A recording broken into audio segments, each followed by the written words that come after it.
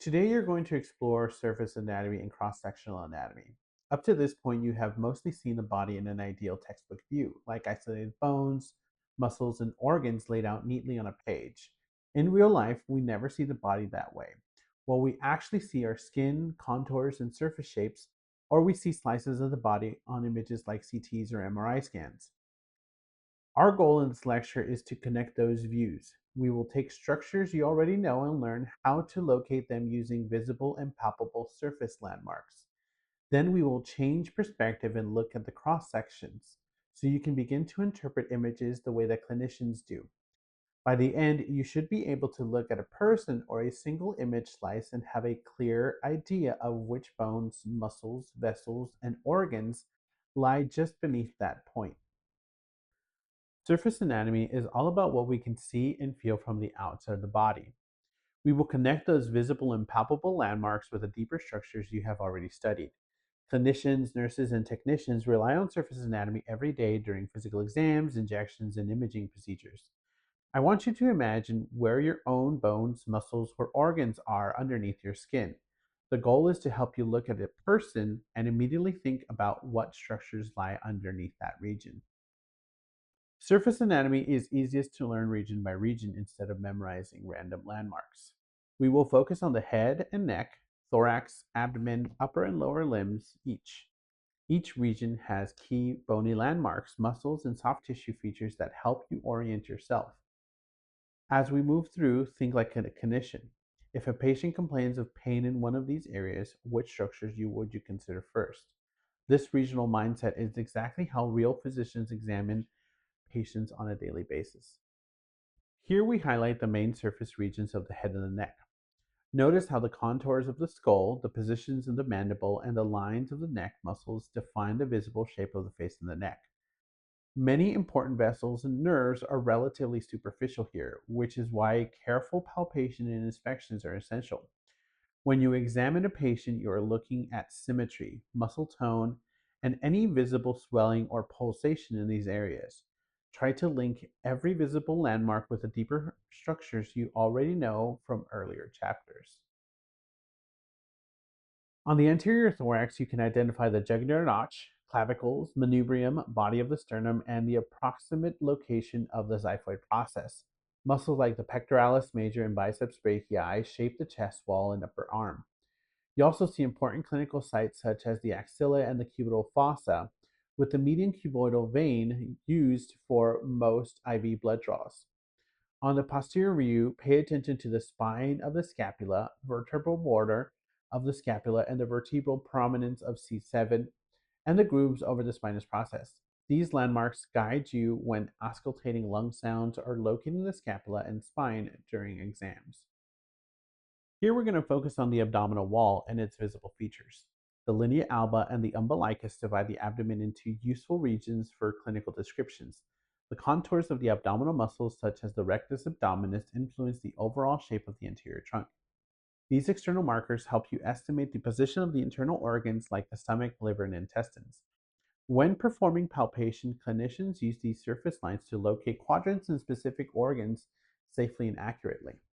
On physical exam, we palpate symmetrically over all four quadrants. In the right upper quadrant, we feel for the liver edge and tenderness that might suggest gallbladder problems. In the left upper quadrant, we think about the stomach and spleen and watch for pain there. The right lower quadrant is important for the appendix, so tenderness around McBurney's point can suggest appendicitis. The left lower quadrant often brings in mind to diverticulitis or constipation when it is tender. Around the umbilicus, we can detect some hernias, and in the suprapubic area, we think about the full bladder. Even though you're not training as clinicians here, I want you to connect each region with the short mental list of common conditions you might cause pain or tenderness in that area.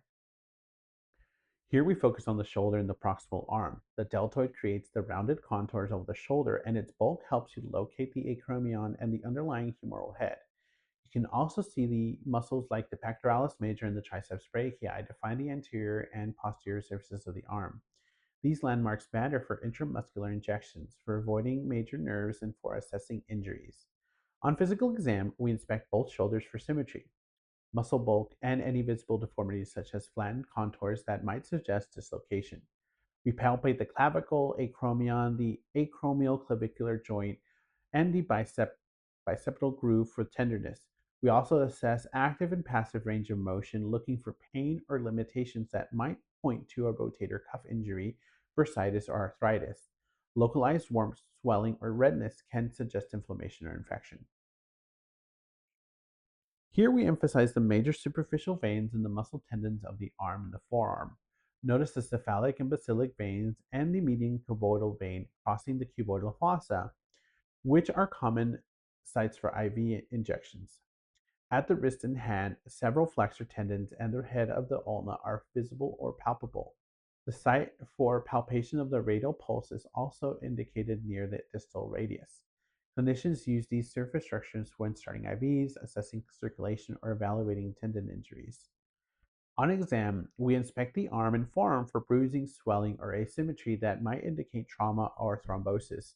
We palpate the median cuboidal vein areas for IV insertions or blood draws and to check for capillary refill in the fingers to assess distal perfusion.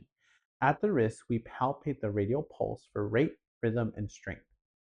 Special tests at the wrist can reveal carpal tunnel syndrome or tendonitis if the patient reports numbness, tingling, or pain with movement. Here we see the pelvic regions and the proximal thigh from the anterior and lateral perspectives.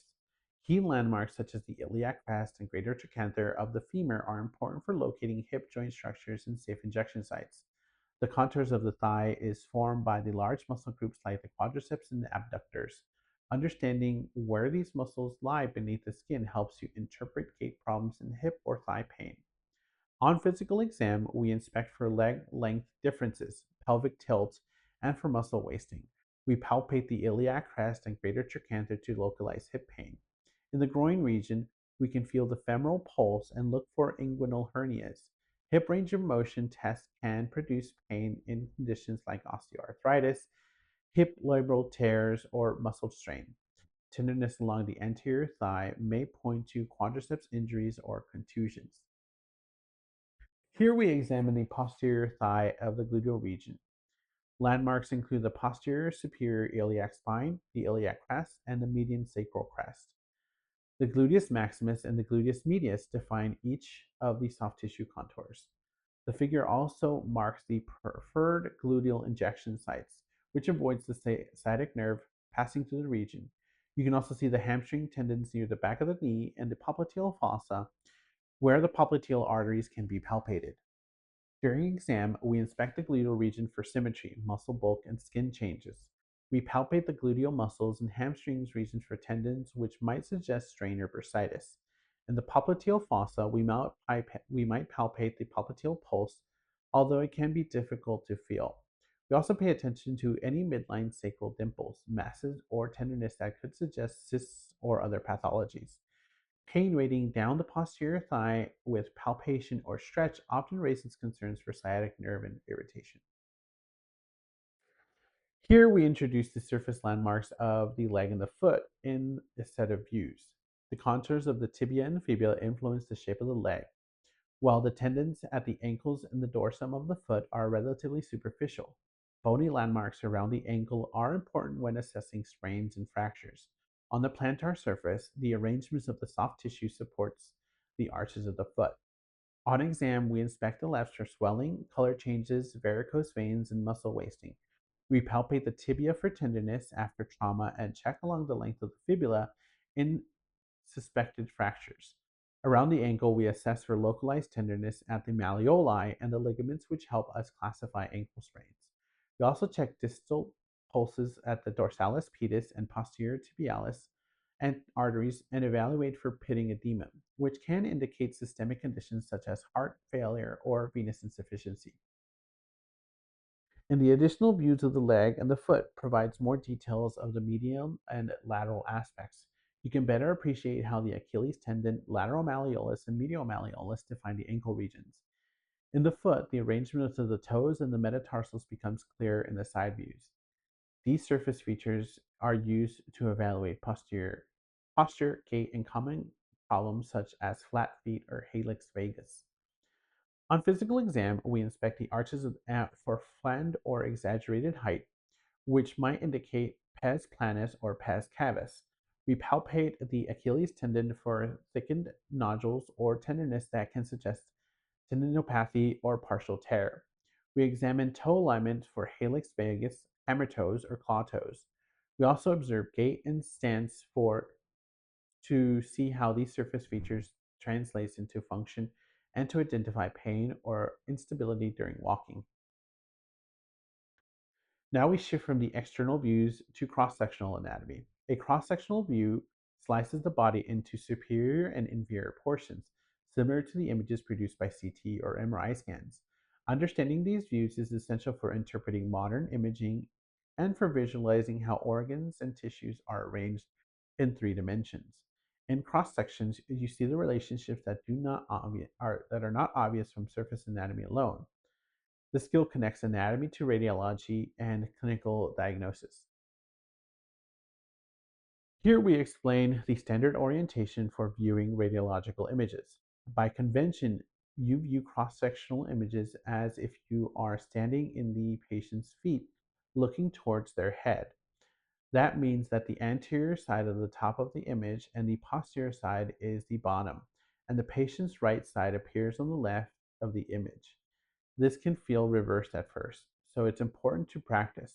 Once you internalize this orientation, you can quickly interpret CTs and MRI images in a consistent way. Here is the cross section of the head, which passes through the optic chiasm.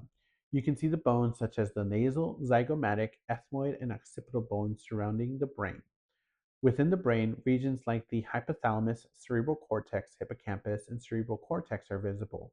The optic nerve, optic chiasm, and optic tracts are labeled, showing how visual information travels. Notice also the position of the extraocular muscles such as the lateral and medial rectus. Here, this helps you relate the bony skull, bone structures, and any visible pathways in one slice.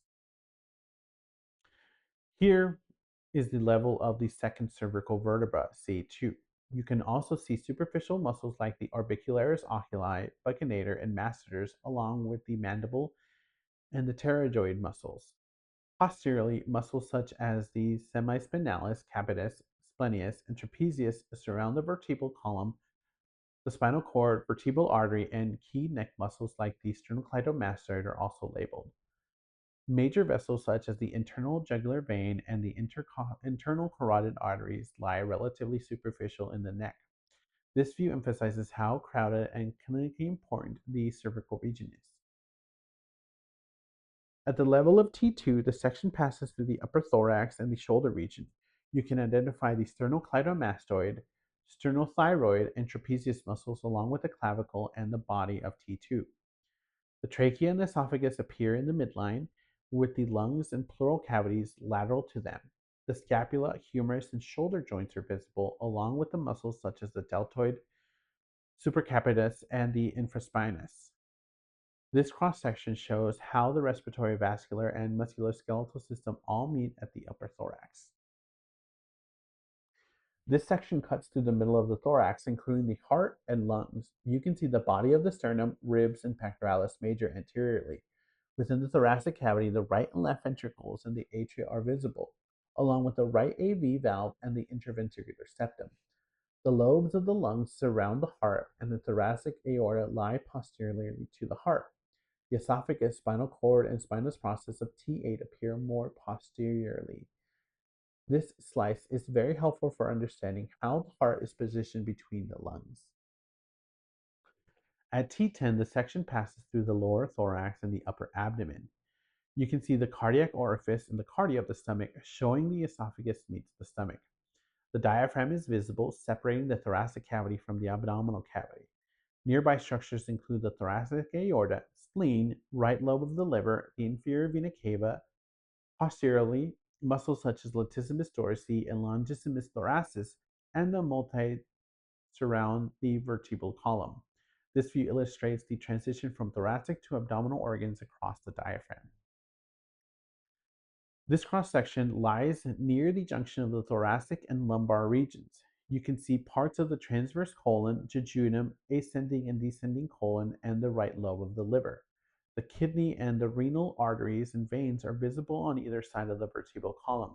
Muscles of the posterior body wall, including psoas major, quadratus lumborum, and the erector spinae group, help support the spine. The diaphragm is still present near the level of the abdominal aorta runs centrally. This slice emphasizes the packed arrangement of digestive organs and major vessels of the upper abdomen. Finally, at the level of L5, we are at the lower abdomen and upper pelvic regions. Structures such as the ilium, cecum, and descending colon are present. The abdominal wall muscles, including external oblique and internal oblique, transverse abdominis, and rectus abdominis, form the anterior boundaries. Posteriorly, the sacrum, iliac bones, and sacroiliac joints defines the pelvic rings.